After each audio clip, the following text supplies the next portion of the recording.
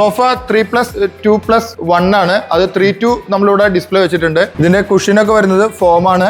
ബാക്കിൽ നമ്മള് poly fibre കൊടുത്തിട്ടുണ്ട്. ഇനി ഇതിന്റെ ഈ ഒരു ഫിനിഷ് എന്ന് പറയുന്നത് സ്മൂത്ത് ഫിനിഷ് ആണ് കൊടുത്തിട്ടുള്ളത്. മാറ്റാണ് അല്ലേ? അപ്പൊ ഇതിൽ ആ ഗ്രെയിൻസ് കാണുന്നില്ല. ഇല്ല, ഇതിൽ ഓപ്പൺ ഗ്രെയിൻസ് നമ്മൾ ചെയ്തിട്ടില്ല. ഇതിൽ വളരെ സ്മൂത്ത് ആയിട്ടുള്ള ഫിനിഷ് ആണ് നമ്മൾ ചെയ്തിട്ടുള്ളത്. ഓപ്പൺ ഗ്രെയിൻസ് ചെയ്യുമ്പോൾ കുറച്ചും കൂടി പണിയുണ്ട്. ഇത് സ്മൂത്ത് ഗ്രെയിൻസ് ആണ് കൊടുത്തിട്ടുള്ളത്. വളരെ സുഖമാണ്, ഇരിക്കാനൊക്കെ വളരെ കംഫർട്ടാണ്. നമ്മുടെ ശരീരത്തിനനുസരിച്ചിട്ട് സോഫയുടെ ഷേപ്പ് മാറ്റാൻ കഴിയില്ല. അതാണ് ഇതിന്റെ പ്രത്യേകത.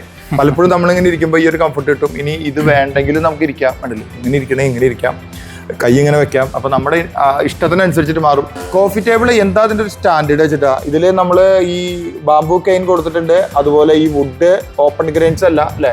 ഇത് നോർമലാണ് ചെയ്തിട്ടുള്ളത്. ഓപ്പൺ ഗ്രെയിൻസ് അല്ല, നോർമൽ ഗ്രെയിൻസ് ആണ്. മാറ്റ് ഫിനിഷ് ആണ് കൊടുത്തിട്ടുള്ളത്.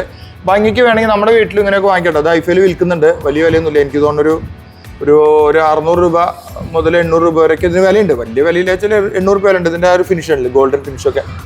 അപ്പോൾ ഇങ്ങനെ വീടിന്റെ അകത്ത് ഇട്ട് കഴിഞ്ഞാൽ നല്ല ഒരാൾ വരുമ്പോഴും ഒരു മോശം പറയില്ല. വേണമെങ്കിൽ നമുക്ക് 3 സീറ്റൂടെ കാണിക്കാം അല്ലേ? ഈ വീഡിയോ അവസാനിക്കുന്നതിന് മുമ്പ് ഒരു 3 സീറ്റൂടെ കാണിക്കാം. അതും ഇതിലേക്ക് മാച്ച് ആയിട്ടുള്ള പ്രൊഡക്റ്റ് ആണ്. അല്ലെങ്കിൽ നമ്മുടെ ആർക്കിടെക്ട് തരുന്ന ഡിസൈൻ അല്ലെങ്കിൽ നമ്മുടെ ഡിസൈനർ തരുന്ന ഡിസൈനിൽ തന്നെ നമുക്ക് ചെയ്ത് കൊടുക്കാം. ഷേപ്പ് മാറ്റി കൊടുക്കാം. ഇതാണല്ലേ ആ ഒരു 3 സീറ്റ് ബെഞ്ചാണിത്. എന്താ അതിൻ്റെ ഒരു സൈസ്, എന്താ അതിൻ്റെ ഒരു ഒതുക്കം, അതിൻ്റെ ആ ഒരു ലൈൻസ് ഒക്കെ ഉണ്ടല്ലേ ഇവിടെ ഈ വുഡ് വരുന്ന ഭാഗങ്ങളൊക്കെ വളരെ നന്നായിട്ടാണ് ചെയ്തിട്ടുള്ളത്. ഇനി ഈ വുഡ് ഇങ്ങനെ വലിയ വണ്ണത്തിൽ കൊടുക്കുന്നതിനൊക്കെ ഭംഗി ഇങ്ങനെ കൊടുക്കുമ്പോഴാണ് സ്ലീക്കാണ് അല്ലേ? ഇതിന്റെ സ്ലീക്കാണ്. ഏത് സ്ലീക്കിലും നമുക്ക് ചെയ്യാൻ പറ്റും. ഈ വുഡിന്റെ പ്രത്യേകത അതാണ്. പിന്നെ ഇതിന്റെ ഡീപ്പിലേക്ക് പോകുന്തോറും ഇതിന്റെ ഗ്രെയിൻസ് വിസിബിൾ കൂടും.